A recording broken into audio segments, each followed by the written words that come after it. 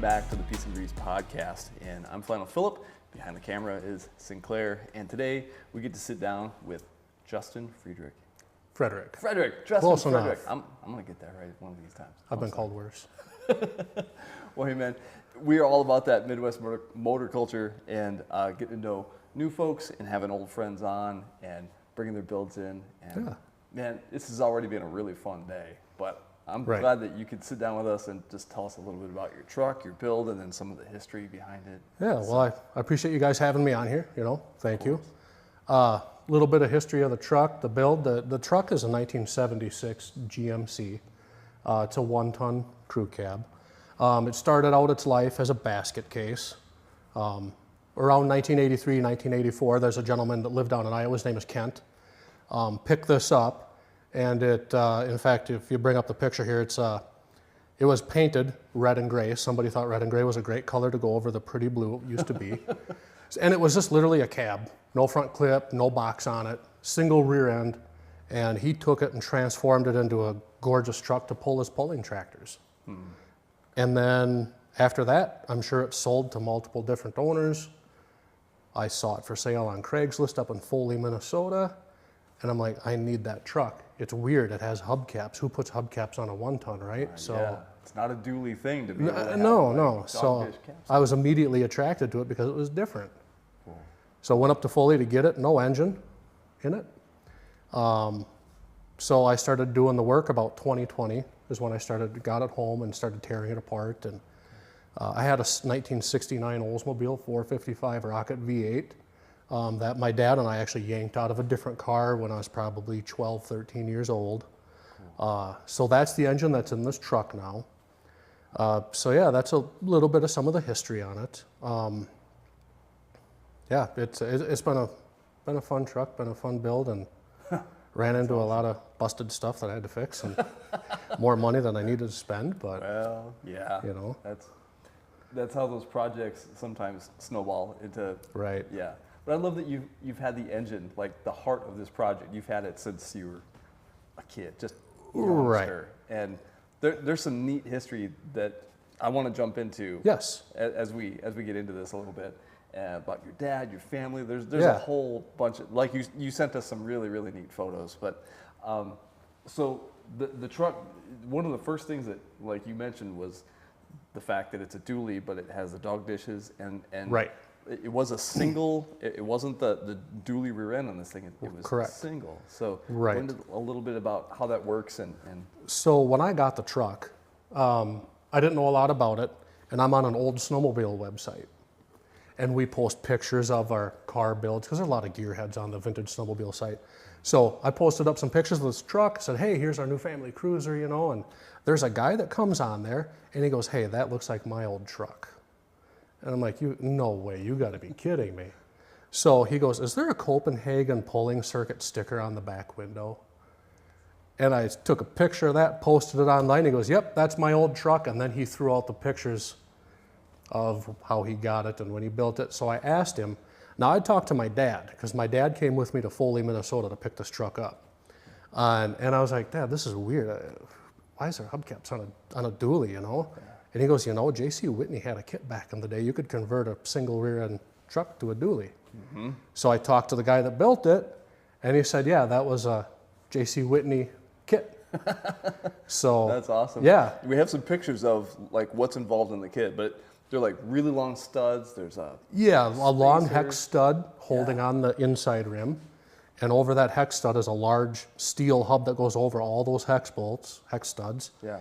You put on your outer rim and those lug nuts, and there's your dually kit. Man, and then it had the fiberglass flares that you would put on the box. Yep. Yes. So he did all of that. So, yeah. So awesome. It's not your typical like Dana 60 that's on most of the 1-ton dualies back in the day. This is a 14-bolt corporate rear end in this truck. So, yep. Wow. So yeah, the rear end has been out of the truck. Everything's been out of this truck actually. Wow. So you had to go through do bearings and seals and all that stuff, bleed the brakes out. Yep. One of my good friends just down the road from me, his name is Terry, and he's been building rear ends forever and ever and ever. Okay. And I showed him this, and he goes, you know what? He goes, take the carrier out, take the pinion out, bring it down to me. brought it down to me and goes, those are junk. I was afraid of that. Yeah, so it got all new guts, all new parts, and he built it for me and put it together, so I know it's perfect. And wow, yep, that's awesome. So, ask any car guy what's something that you'd like to change in your build, and I guarantee he'll say something about the electrical wiring, because just like going shoe shopping with your girl, it can feel overwhelming and hopeless. But great news, the Piece and Grease podcast is sponsored by WireCare. They've got all the connectors and terminal ends, sleeving, heat shrink, zip ties, and all the tools to make your project's electrical wiring something to be proud of and show off at the next cruise night, because it's done safe and organized and done right. We're excited to be working with WireCare at the Piece and Grease HQ, so go check out their products and tools at wirecare.com. Guys, just wanted to remind you to head on over to pieceandgreasecollective.com. Check out our merch over there. We got exclusive designs by Sinclair. You can check some of these things out. So cool. And if you head over to Patreon, you can join Patreon for free for $5 a month, or if you join the $20 a month, you're gonna get a t-shirt every single month. So go check that out. Now, when you got the truck, was it already this low? no. Okay, Nope. go into that. It sat a mile high like all the 1-tons did. Running boards it had on it and everything else. I'd always been infatuated with the crew cab long box trucks, especially the dualies, and I always wanted one that was low. So there's a picture of the truck when I got it. Sits really high. So what I did is I started researching drop kits, and there's a place called Switch Suspension. They're awesome to work with. Cool. And the thing I loved about it is I wasn't exactly sure, because you can pick different caliper kits and stuff for the drop kit. Called them up and I'm like, I'm not sure what I have. And they explained it to me and I was like, all right. So the drop kit I put in is a static drop. Sure. It's called a 6/8 deluxe kit. So there's a C-notch that goes on the rear frame. You got to cut the rear frame, put the C-notch in. You put the axle on top of the rear end, so you weld on new spring perches. And then the front end, to drop the front end, is the 6-inch drop, is the 2-inch drop coil springs and 4-inch drop spindles. Got it. So all of these boxes were showing up from Switch Suspension. It was just like Christmas. Man, that's awesome. And they're heavy too, so you're paying like Yes, it was heavy. shipping. Yep. There's kind of a comparison picture, the different original spindle versus the drop spindle and springs. Yeah. Awesome. Yeah. But you're doing that work yourself? I did it all myself. I talked to my dad before I tore the front end apart, and he's like, yep, just make sure you wrap a log chain around those springs and lightly jack it up with the jack before you bust stuff loose, because the log chain, that spring comes flying, it shows no mercy. Yeah. So I'm like, wow, I'm glad I called you before I did this. Man. So cool. Did you do the suspension work before you put the engine in, or after? Like, had you been driving it before? Before. Yep. Okay. So it had no engine, and I actually did not start doing any engine work until I dropped the truck. Okay. I got so excited because I wanted to see what it looked like slammed to the ground. Yeah. Yep. And yeah, so I ended up actually putting in new rear leaf springs and everything because they were busted and missing parts. And so I dropped it, and then I started doing my engine work. Got it. Yep. And then probably sat even lower once you got that Yes. big old Oldsmobile in there. Yes. Yep. That large Oldsmobile boat anchor. Yep. So tell me about this engine, because this has a really cool story behind it. Yeah. So the story behind that engine, like I said, it's been around since I was 12, which, oh my gosh, I'd have been 1992 in that area of, right? Yeah. So this came out of a 1969 Oldsmobile Delta 88. The car had started on fire out here by DFA on Highway 52. And it was towed out to Lonnie Berg's house in Zumbrota, here just outside of Zumbrota. And it had a good 455 engine in it. He called up my dad and said, hey, Bryce, this thing has a good engine. Do you want it? My dad said, yeah, let's go out and take a look. So my dad and I went out there, and he brought all the tools, popped the hood, there it sat. But the entire car, it had burned up so bad that there was actually glass melted on the side of that car. So we put a piece of cardboard over what was left of the springs of the seats. Wow. Dad cut the harness. I don't know what he was doing with wires. He knows his stuff. He started putting stuff together, tapped a couple wires together. That thing fired right up. Wow. So he tied a string around the carburetor and pulled it through the windshield. We put our safety glasses on and drove it home.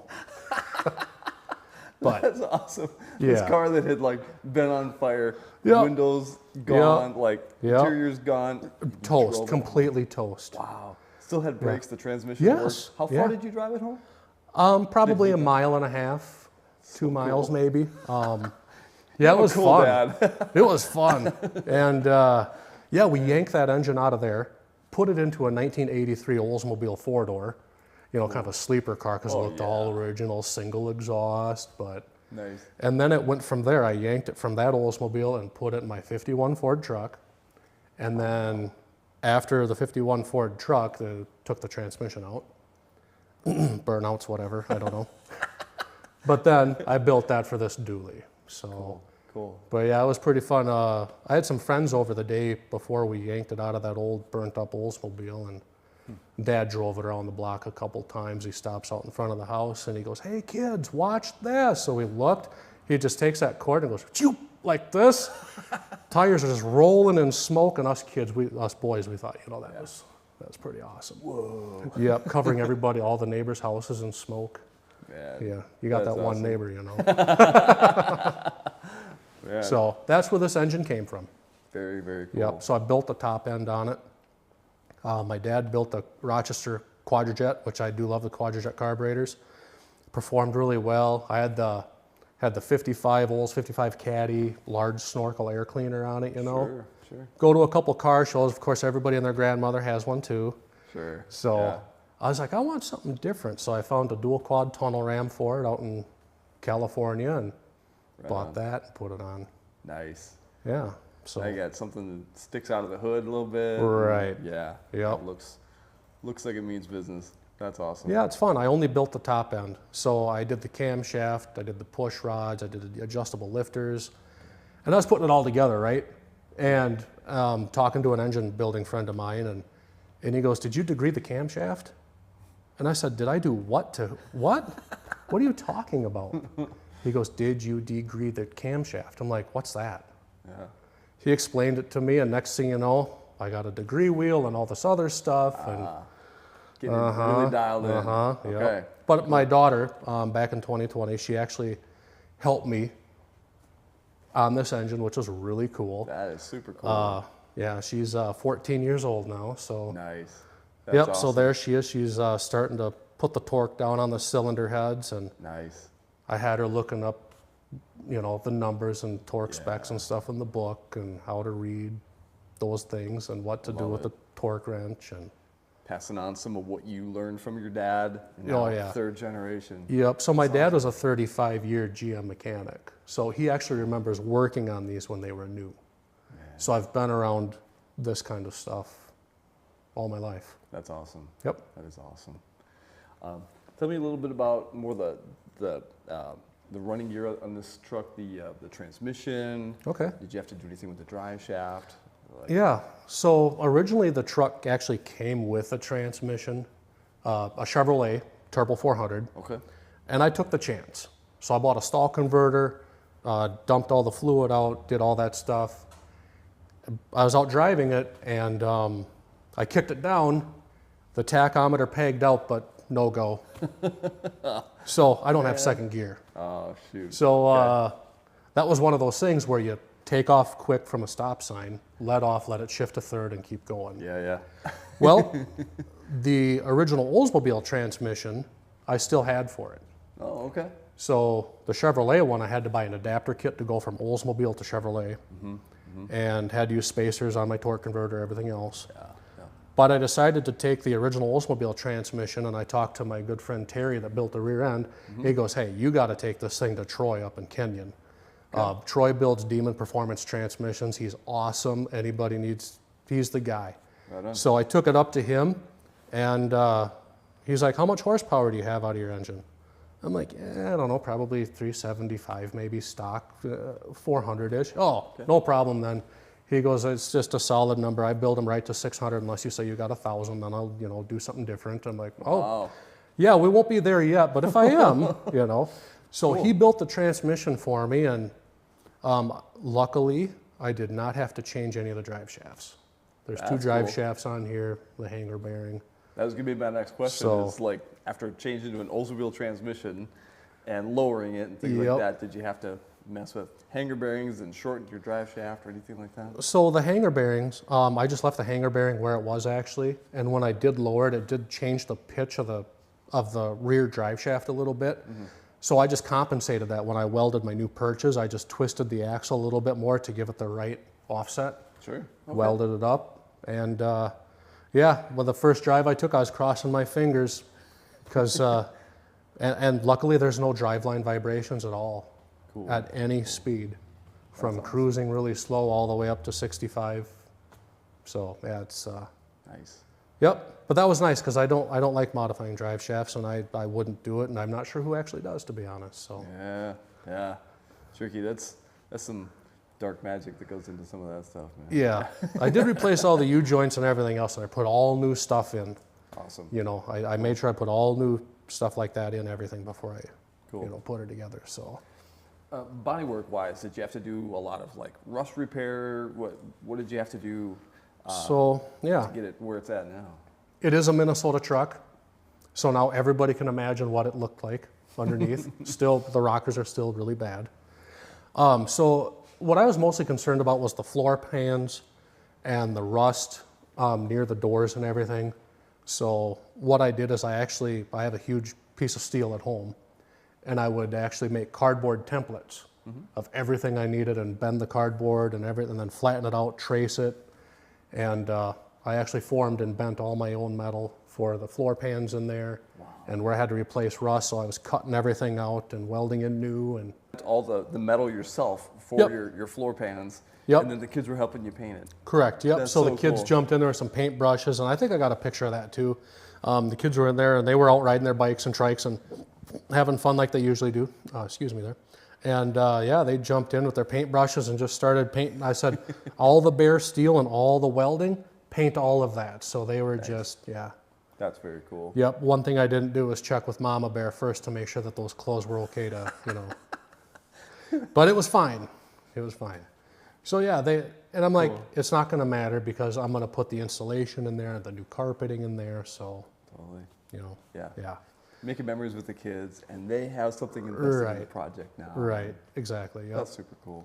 And you're doing all the work yourself in the Everything. house garage, the home garage, like it's Yep. right there connected to your In my your garage, house. yep, That's awesome. yep. So gotta be careful, especially in the winter months when I had the heat going. Sure. If I did something stinky, I had to make sure to air it out and whatnot. But yeah, it's with my makeshift tools I have, and I actually used the rear bumper of this truck because it was already beat up. So I used the rear bumper to help form a lot of that steel that I put into the truck. And That's awesome. Yeah. Just mobile workbench right there. yep, just you can hammering start away on the metal smacking parts. away. And That's yeah. cool.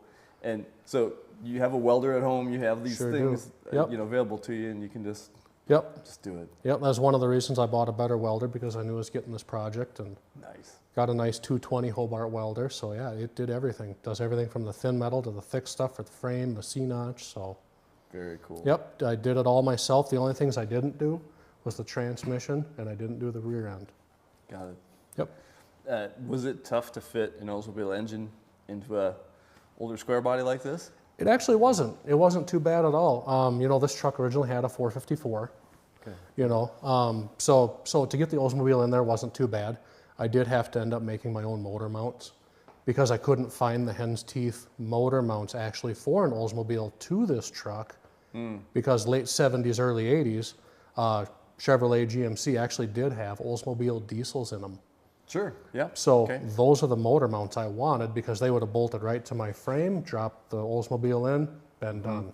Can't Was find them. The 6.2 diesel, is that the one? Or is that even older Nope, than like the 350 older. diesel? Yep, 350 Oldsmobile diesel were in Got it. these trucks. Yep, Okay.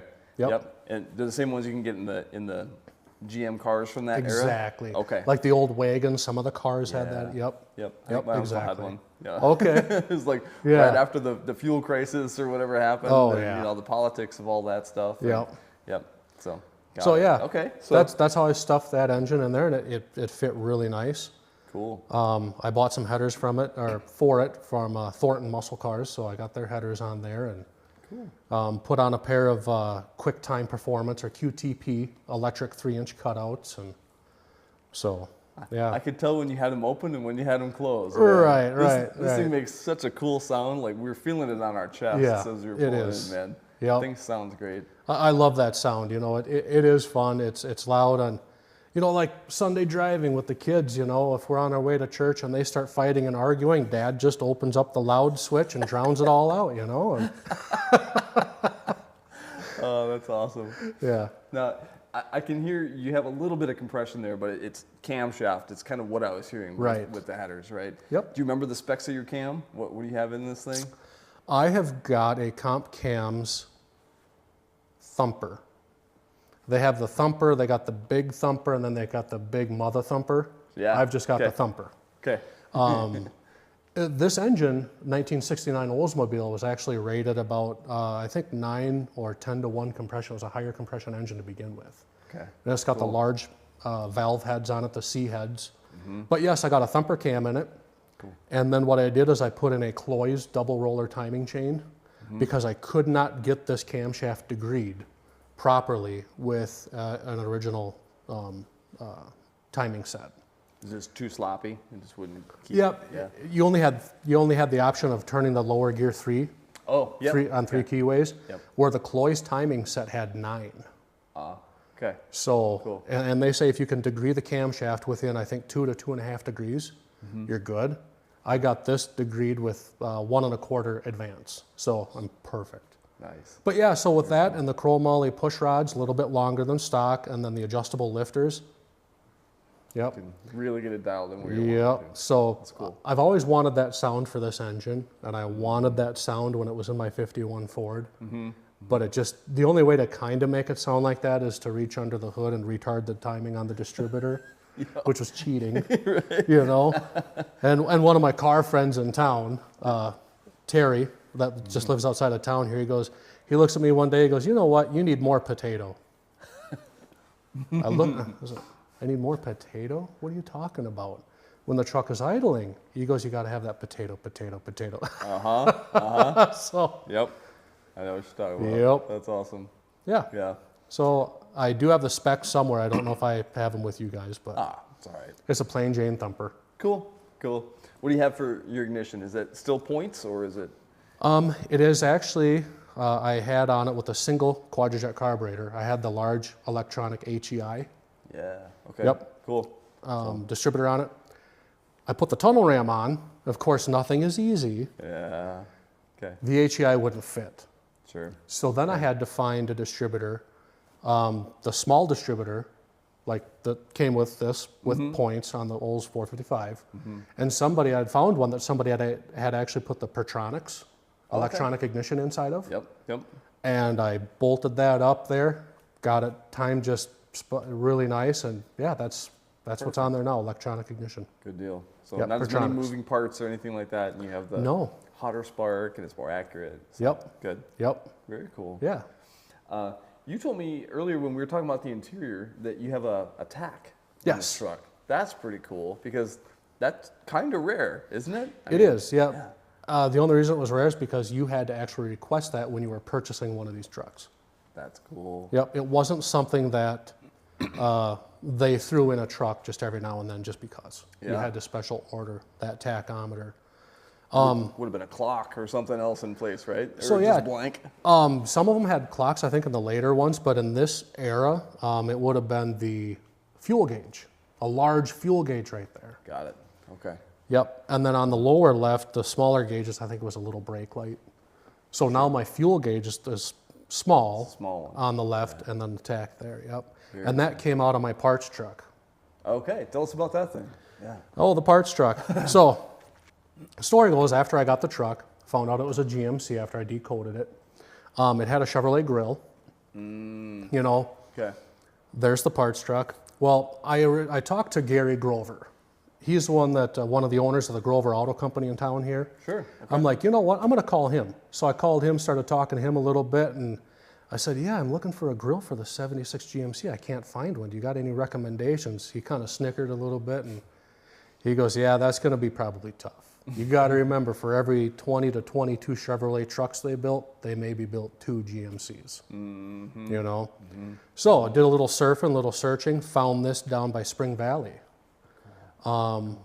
This person was helping his father-in-law, who is 90-some years old, clean out all the vehicles.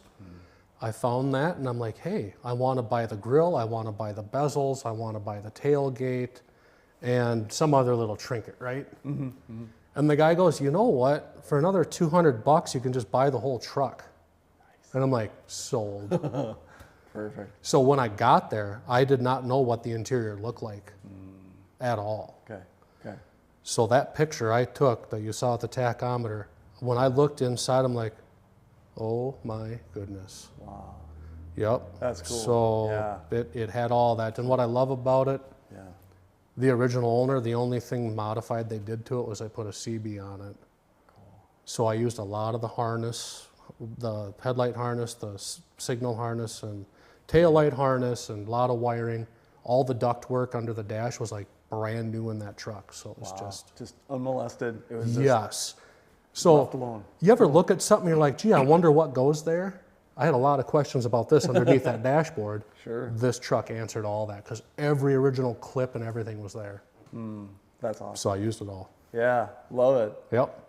If you're gonna get a parts truck, that's how you want to find them. Right. I found a diamond in the rough. I felt kind of bad because the green is kind of an ugly color and not a common one. Sure.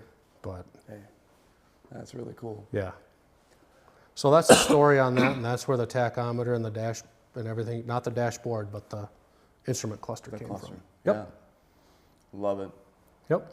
So you touched a little bit already on your 51 Ford and the Oldsmobile that you had, the car.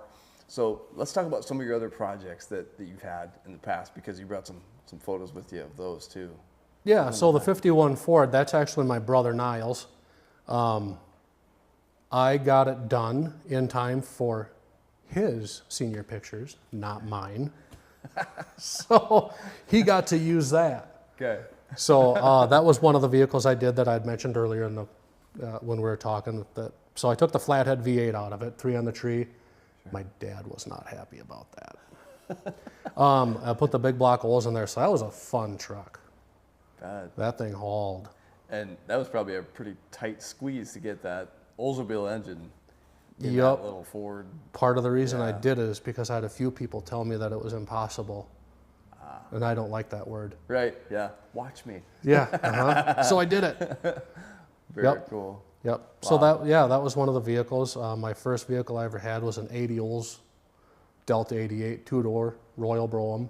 Cool. That my dad had originally bought just for the wire spoked hubcaps because Mom's car, an 84 Olds 98, was missing one. So, yep. So I redid that car, 350 Olds. That was fun. That's the car right there in primer gray. Very cool. Painted it all up, and then a few years later, that was one of the first cars I ever did. It was the nicest car in the neighborhood. It waved to everybody. I didn't know much about body work. Met a guy in town named Dave Chalberg, went to school with his sons, and he started showing me the tips and tricks, and then when we redid the car, it was just straight as glass. So, cool. Yep. That's awesome. Now, did you go to school for auto mechanics? Nope. I mean, like, what do you do? What's your profession? What do you? So I work at a place out of Faribault called Sage Glass. We make electronically tintable windows, and I'm one of the manufacturing engineering technicians there. Okay. So I just kind of help with different equipment and improve processes and whatnot. But cool. I've always been a gearhead by heart. Yeah. And I started out as a 3D designer there. So designing custom parts and sheet metal parts, a lot of machined and some high precision machine parts, and so it was. Right on. That's kind of my background. So my dad had always encouraged me, do what you want, but keep the mechanic stuff as a hobby. Sure. So I did. So I found a career that wasn't related to vehicles and kept it as a side hobby. So that's very cool. Some year I would love to open up my own shop. Build engines, body paint, I love doing that kind of stuff, so you never know. That's great, man. Yeah, but you're teaching your daughters as you go. Yes. And they're involved in it. Yep, That's trying, awesome. yep. Yeah, oh, very cool. Yeah. He brought up a pedal car picture here. That's, my dad's dad got that out of a junkyard for him, and I still have that pedal car today. Whoa. So that was actually something I painted up. The girl in the picture, I believe, is my dad's cousin. riding it around in West Concord. Wow. But yeah, I rode that thing all the time. So I was like just a little kid, like, hey, look at me, I'm driving a car. Yeah. You know? See. Yeah. So Very yeah, cool. Yep. And there's my dad with his 51 Ford that he got from one of the neighbors out in West Concord when he was out on the farm there. And his ma said, if you can get it running, you can keep it. Wow. He got it running on 2 or 3 cylinders on the old flathead V8. So he could keep it. That's awesome. Yep, and then that's the same truck that I got, and same truck we drove away from our wedding in. My mom and dad drove away from their wedding in that same truck, so a lot of history there with that. Yeah, neat. It's part of the family. Yeah, That's yep, cool. yep, so. Let me think. I lost my train of thought. I was going to go a different direction. Yeah, I totally did. Why these cameras are shutting down. I'm just gonna fix it after this. Oh, okay. This guy. Yeah, tell me about this. That's my great uncle Mel Frederick. He was state senator here a lot of years ago, and that's his 41 Lincoln Zephyr convertible. And him and his brothers actually used to own a grocery store in West Concord called Frederick Super Value. Cool. But he lived in Owatonna, and he also had a 37 Packard, and that was actually probably one of the first stick shift vehicles I'd actually driven on a road. You know, Cool. So yeah, it was a 37 Packard with a straight 8, you know, and sedan and suicide doors, and I could stretch out in the back seat of that thing and just, it was, yeah.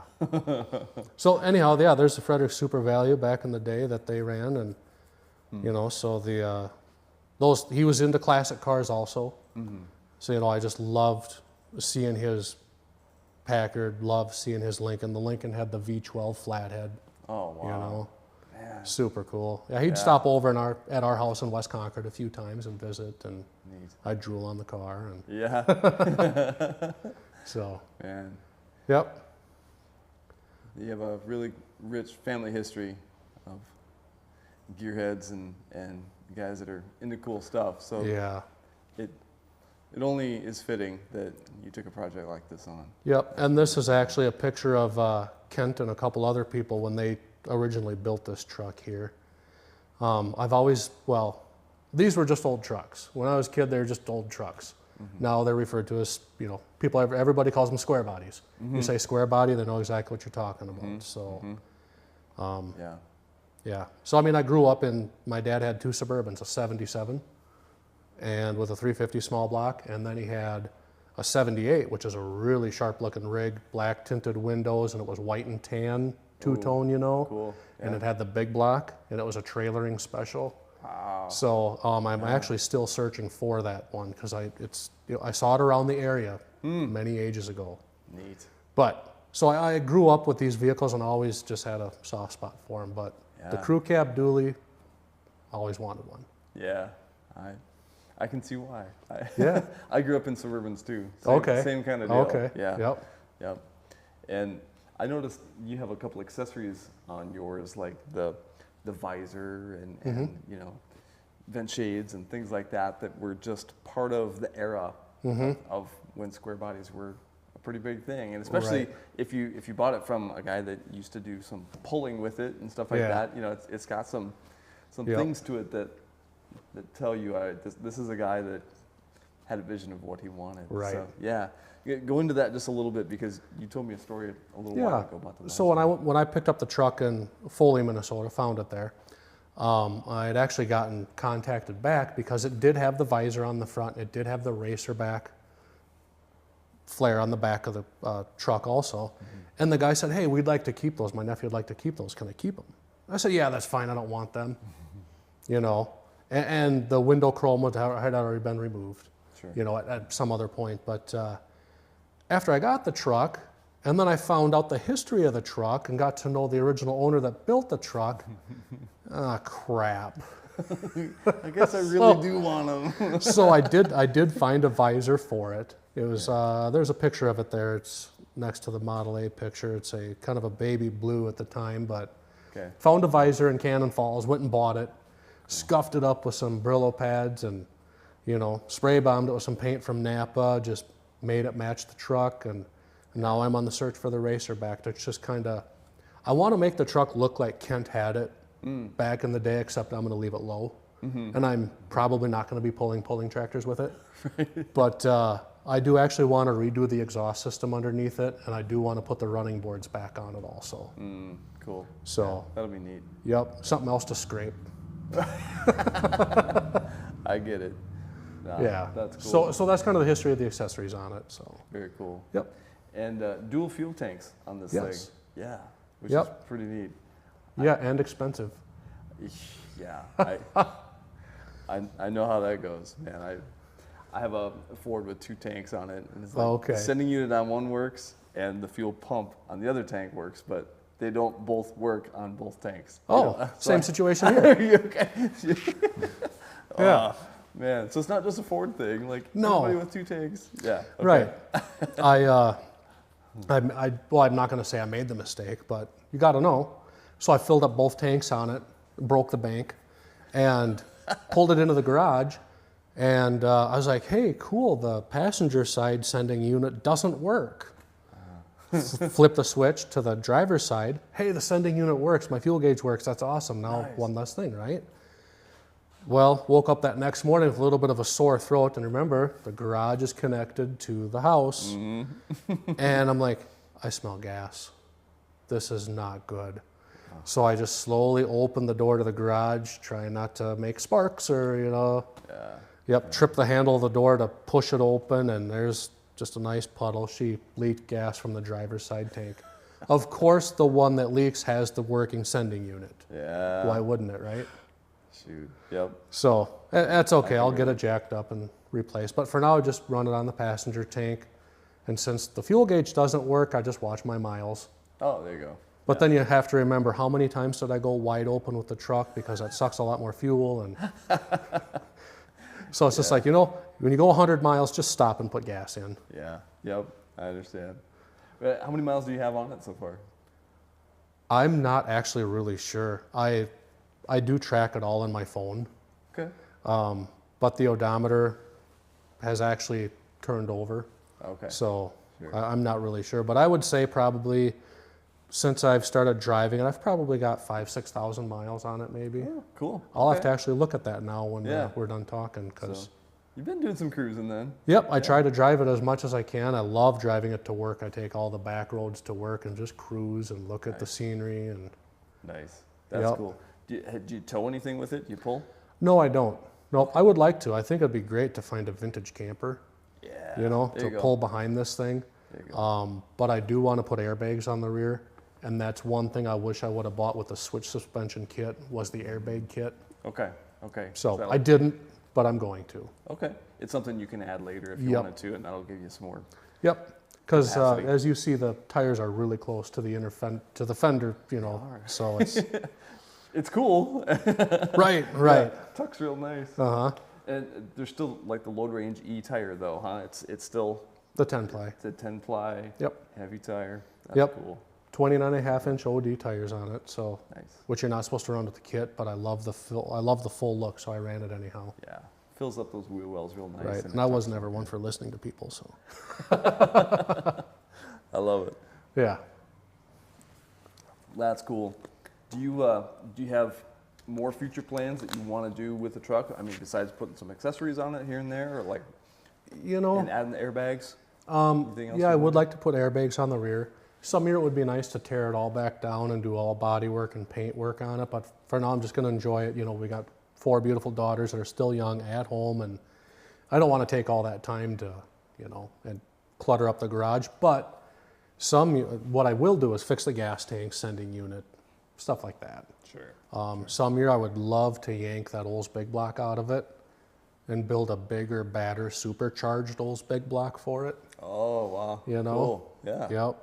Just Right on. why not, right? Sure. Yeah. You know. So Very cool. yeah. But Yeah. But you'll keep it Oldsmobile powered. That's the plan. that's what I plan on doing. Yes. Right on. Yep. I don't plan on putting a Chevy engine back in it. Cool. Cool. Yep. Yeah. So yeah. Right on.